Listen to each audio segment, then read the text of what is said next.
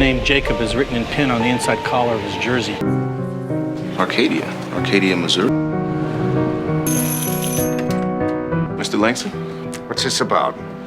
My son died 32 years ago. Hello there. What's running green and goes a million miles per hour? Frog in a blender. Daddy! 32 years after tragically drowning in a river, a young American boy named Jacob awoke in a rice field in China. Overwhelmed in a foreign country, he soon fainted. The U.S. Embassy eventually repatriated him. Yet, problems arose as Jacob had neither an ID nor a passport. The only clue to his identity was his name, Jacob, found on his shirt. Initially suspected of being kidnapped, no matching cases were found nationwide. Confounded by Jacob's mysterious reappearance, Officer Martin, assigned to the case, was at a loss, especially as Jacob refused to reveal anything about himself. With patience, Martin discovered a clue when Jacob typed Acadia on a phone, leading Martin to contact the local police there. However, they reported no missing children named Jacob or any related cases. Stumped, Martin decided to take Jacob directly to his supposed hometown. At a family's doorstep, an older man greeted them. As Jacob ran into the man's arms calling him dad, the situation perplexed Martin. Inside, the woman of the house, Lucy, was visibly shocked, repeatedly murmuring her son's name. Despite the impossibility of the dead returning after 32 years, Jacob looked unchanged, even wearing the same clothes as when he drowned. His mother was both worried and overjoyed, whereas his father, Henry, was deeply concerned. An encounter with Jacob's uncle Fred led to more confusion, as Fred, unaware of the recent events, confronted Martin. As the situation unfolded, Martin took Jacob to a hospital after he fainted, where initially no heartbeat was detected. Miraculously, it slowly returned. Left alone overnight in the hospital, Jacob vanished by morning.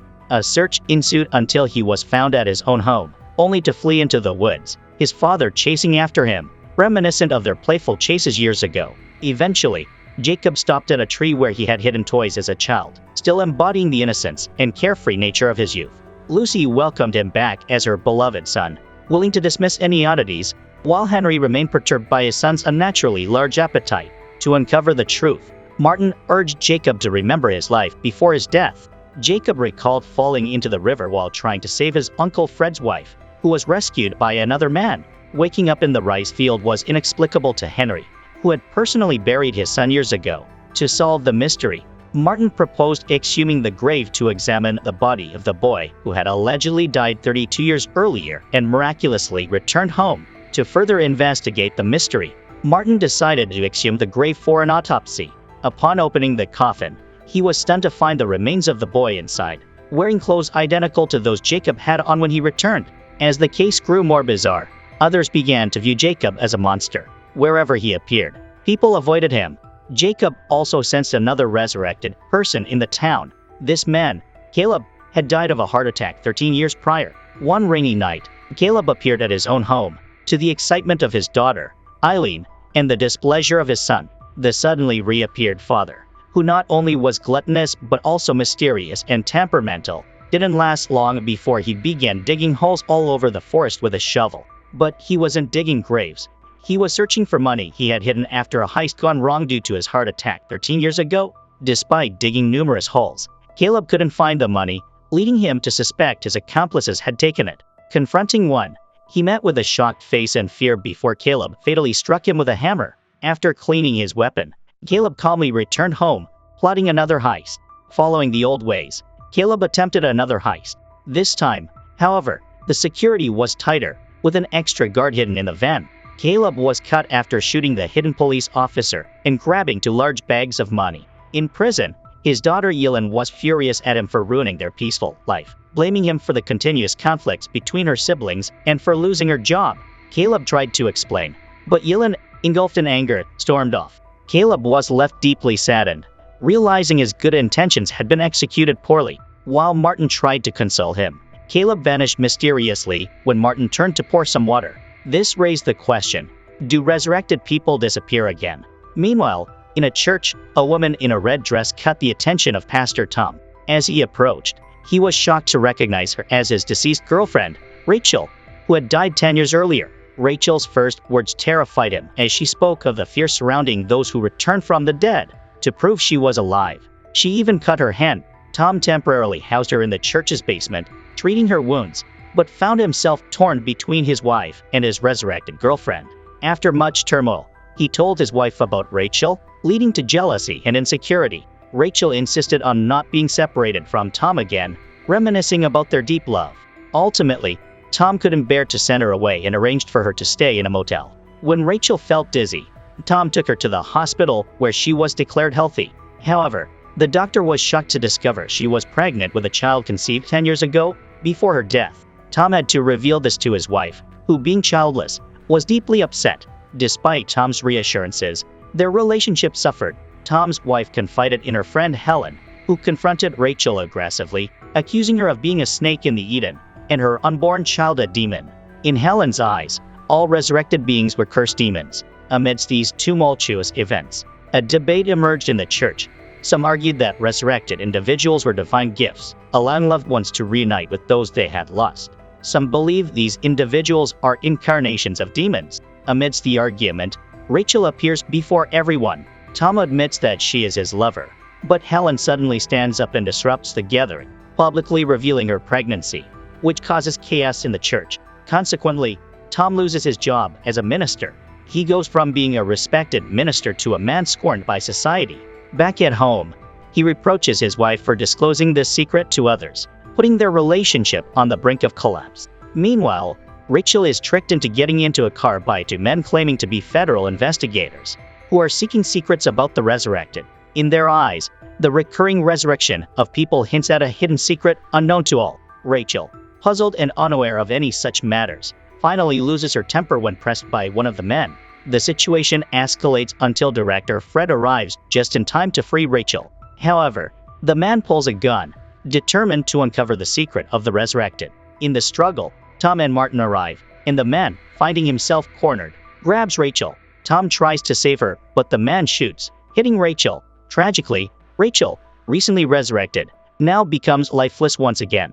Tom, both distraught and overjoyed at her initial return, cradles Rachel's body, overwhelmed with grief. At the same time, Jacob, another resurrected, disappears shortly after coming back to life. Lucy frantically searches and finally finds her son in the forest, along with a newly resurrected family of 3, all feeling utterly unfamiliar with their surroundings. This phenomenon throws the police department into disarray.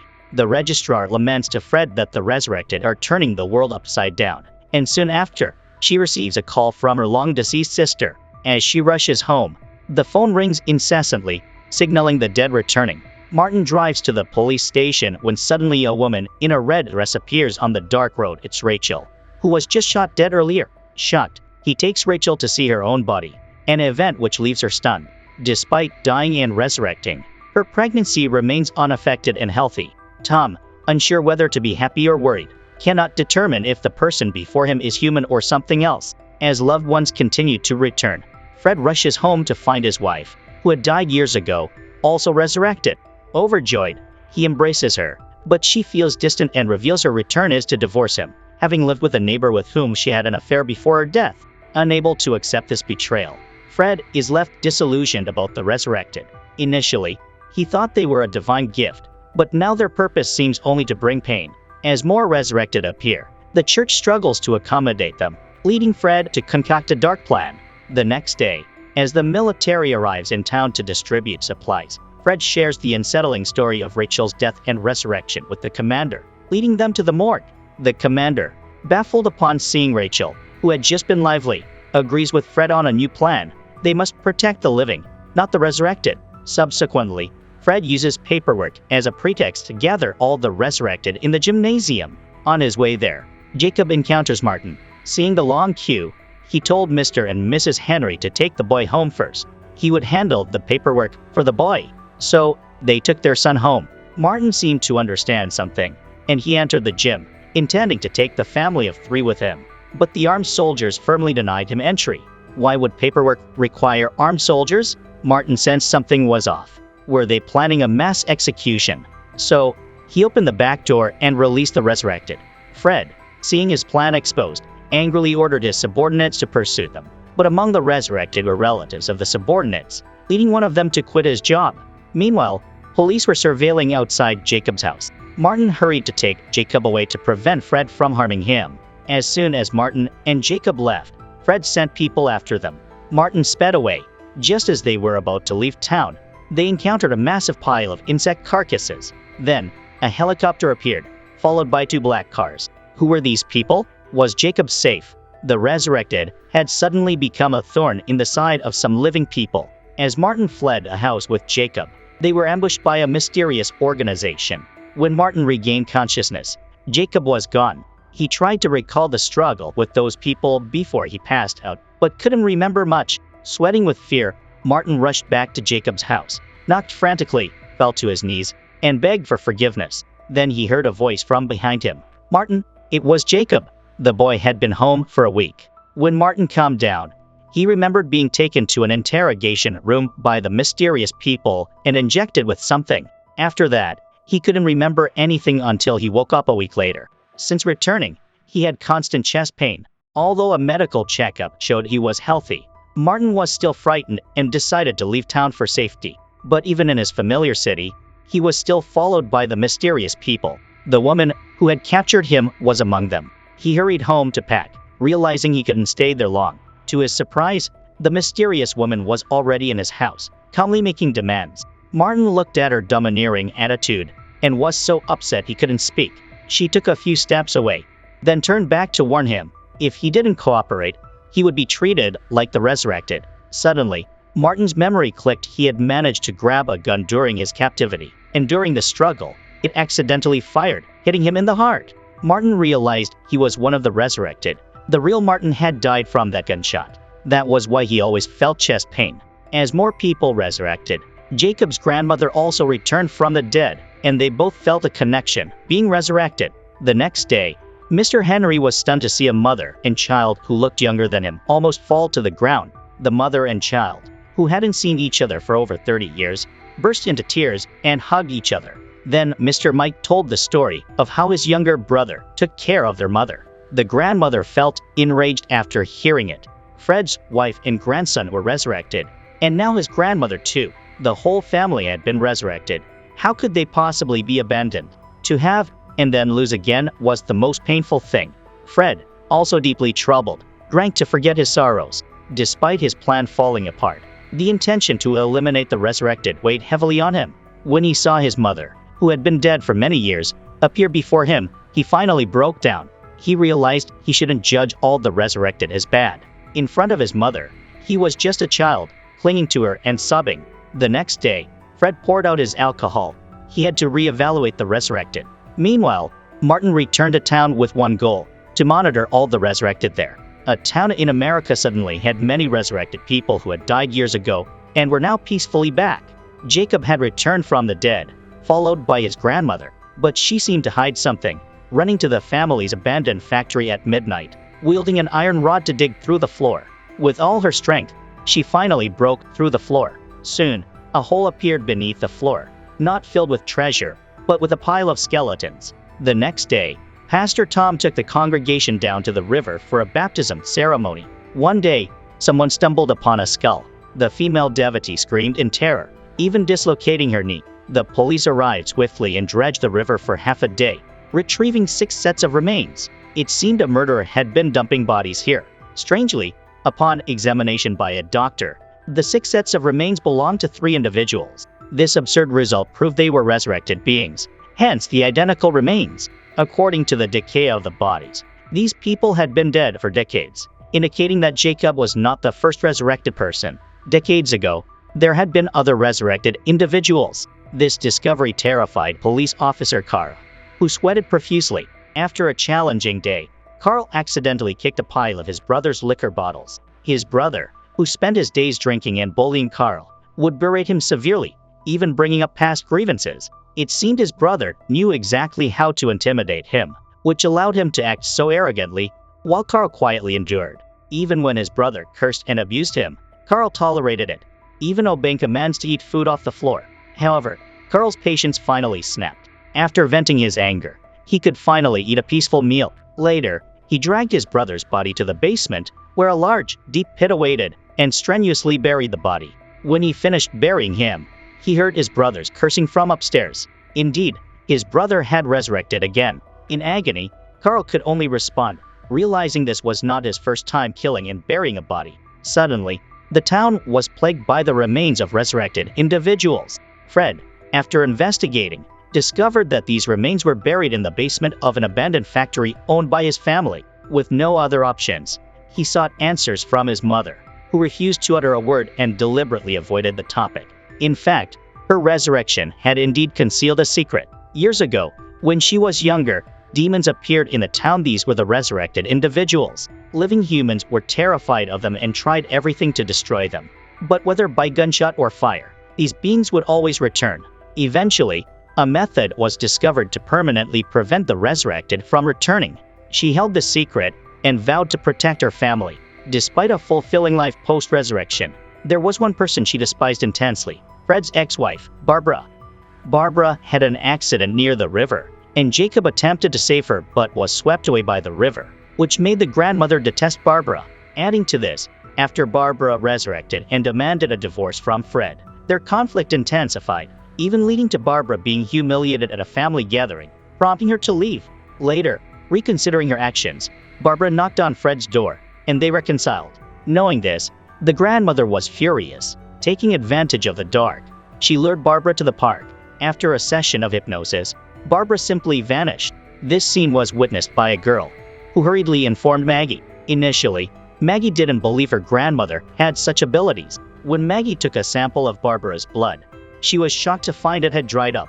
Barbara had disappeared. Concurrently, the resurrected began to fall ill, initially with severe coughing, then turning purple, and eventually vanishing. Carl's brother also contracted the disease. Seeing his brother suffer brought Carl immense joy, as he had been tormented by him for so long, and he was finally free. His brother's coughing intensified, continuously calling Carl's name, but then suddenly stopped. Cautiously, Carl checked upstairs, but the sofa was empty. His brother had indeed disappeared. This woman was pregnant for 10 years, which sounds illogical, but in fact, she was a resurrected being. After her resurrection, the fetus in her womb began to develop, even faster than a normal fetus. It seemed the child was about to be born.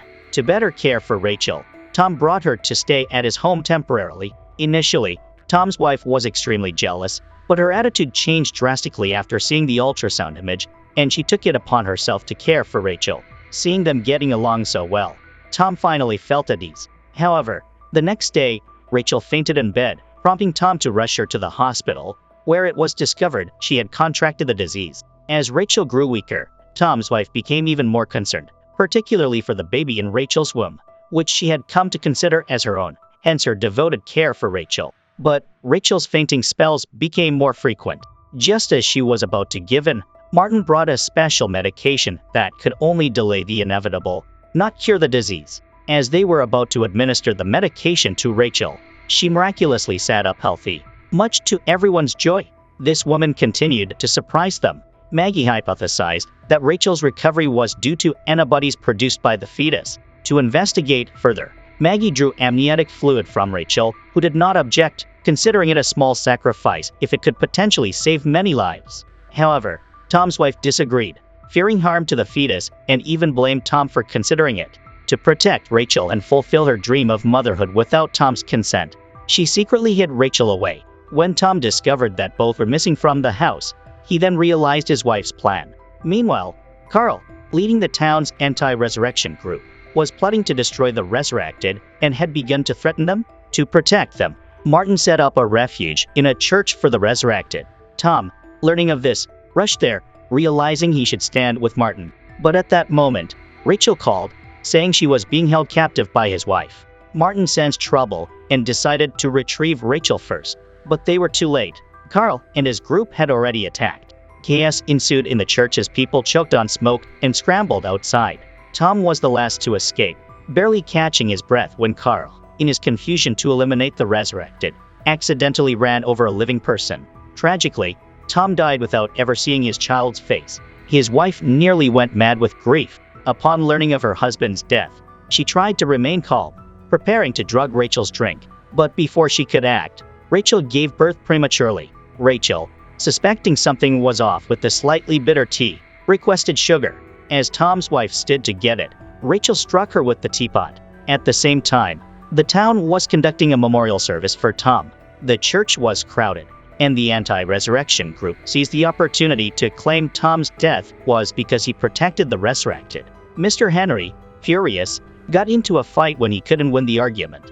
Jacob, seeing his father being attacked, felt guilty for being resurrected and bringing trouble to his family. He confided in his grandmother, who decided to take him away. When she looked up, her son had disappeared again, leaving her distraught. If her son disappeared again, she couldn't bear to live anymore. That evening, as the rain poured and thunder roared, Mr. Henry and Fred searched everywhere, but couldn't find Jacob. By morning, they discovered the grandmother and Jacob in a warehouse on the outskirts of town, safe. The brothers looked at their mother with new eyes. Fred couldn't forget that she had made his wife disappear, and Mr. Henry worried his son might vanish too. Grandma responded, "Do you think your mother would harm her grandchildren? Do you think she's a monster? I've spent all night wondering why this happened to me. What did I do wrong? I hate myself. But now I realize it's not my fault." Regrettably, there was no longer a place for her at home. Out of options, she decided to temporarily live at the Resurrection Management Center. Back home, Grandma Lucy hugged her son, crying silently. Jacob admitted he had thought about leaving, but when he saw his mother again, that thought vanished. At that time, a mysterious figure appeared in the town. On a deserted piece of land, a man was praying when a lightning bolt struck his back.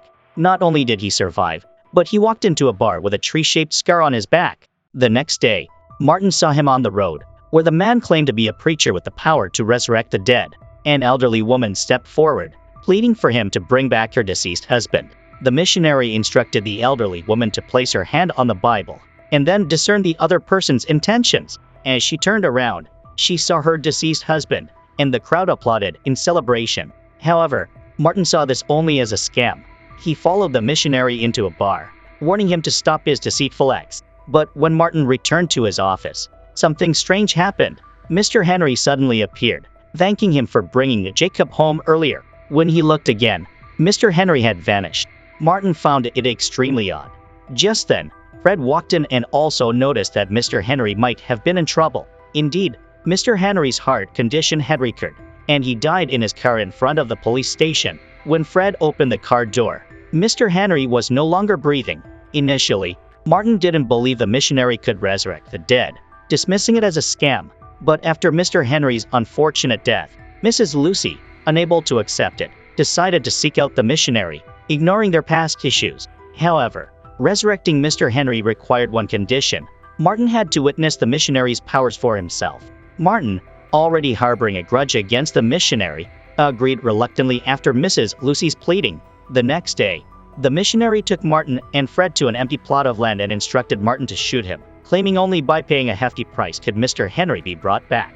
Martin felt the missionary was insane and decided to leave, but Fred ended up shooting him. Since his brother Fred had been a police officer all his life, he had committed murder. According to the missionary, Mr. Henry would return in an hour. Unfortunately, Fred and Martin drove around all night and found no one.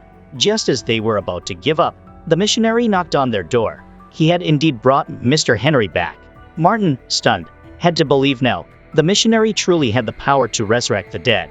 From then on, he went from being a con artist to a revered figure. At that time, a shocking event occurred in the town. All resurrected individuals moved in one direction. The head of the management center watched them, his face blank and unresponsive, directing their gaze towards where Rachel was staying. At that moment, the baby in her womb seemed to sense something, kicking continuously. She pulled back the curtain to look and was terrified by the resurrected individuals below her window. When Fred fired a warning shot, the crowd regained their senses. Martin found the situation extremely bizarre and immediately invited the missionary over. He recognized there was something wrong with Rachel's pregnancy, suggesting the unborn child was controlling the resurrected individuals. The immediate action was to terminate the child. Therefore, the missionary went to Jacob's grandmother, the only one who could make the resurrected disappear. To ensure the plan went smoothly, the missionary poisoned the resurrected, leaving only cold corpses when discovered. In a deep forest, the missionary had hidden a group of resurrected individuals. Their sole purpose was to kill Rachel's unborn child. Martin, realizing the severity of the situation, contacted Fred to take Rachel to Mr. and Mrs. Henry's house for safety. Jacob's grandmother and the missionary led a group of resurrected individuals surrounding the house. But inside, only Martin and Fred were capable of fighting. The missionary demanded they hand over Rachel, but Mr. Henry negotiated to keep the baby safe. Unexpectedly, the group was extremely aggressive and stormed in, capturing everyone. The missionary went upstairs and used the method passed down by Jacob's grandmother to hypnotize Rachel, making her disappear. As she slowly lost consciousness, Martin intervened in time, shooting the missionary and disrupting the hypnosis. Soon after, the child was born, and resurrected individuals appeared worldwide. A year later, the United States established the Resurrection Management Bureau, with Martin as its first director, and the missionary's son was imprisoned. He warned Martin that with the dead returning, the apocalypse was near. Martin didn't bother, as under his management, the resurrected soon integrated into normal life. Rachel and her son lived happily. Only the constant appearance of insects outside the child's room seemed to foretell ominous events. This is the entire content of the movie Reaper. On a scale of 1 to 10, how would you rate this movie? Please leave your rating in the comments section below. Thank you for your interest and attention.